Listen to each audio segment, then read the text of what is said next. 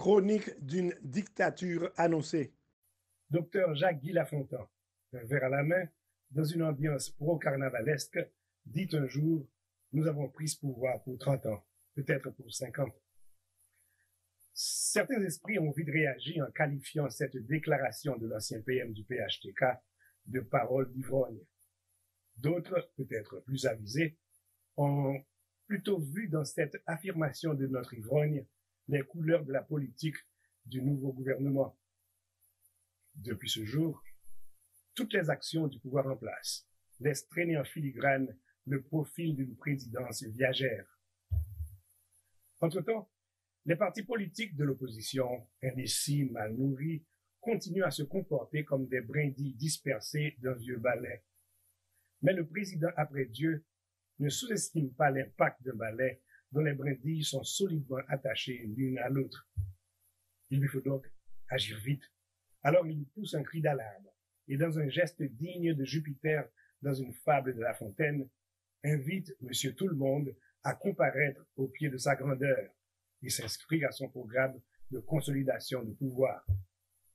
Au vu et au su des partis politiques, de la société civile et du reste, il établit son calendrier de sauvetage pour résoudre les 5 problèmes majeurs du pays. Corruption, corruption, corruption, corruption, corruption. Et que préconise après Dieu? D'abord, il faut museler les journalistes vedettes, mieux connus sous le label marchand de micro, avec des liasses de gourdes.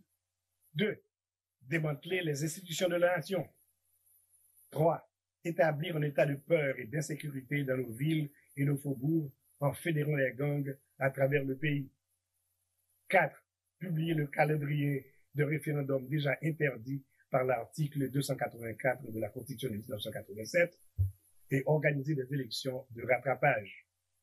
5. Faire ce qu'aucun président avant lui n'a jamais osé de faire, car le grand chambardement annoncé par Richard Brisson est peut-être pour cette nuit. Qui sait?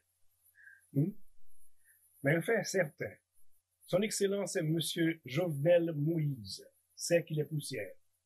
Tôt ou tard, il retournera en poussière, de gré ou de force. Vous êtes sur Kajou.tv, la station qui fait l'éloge de la différence.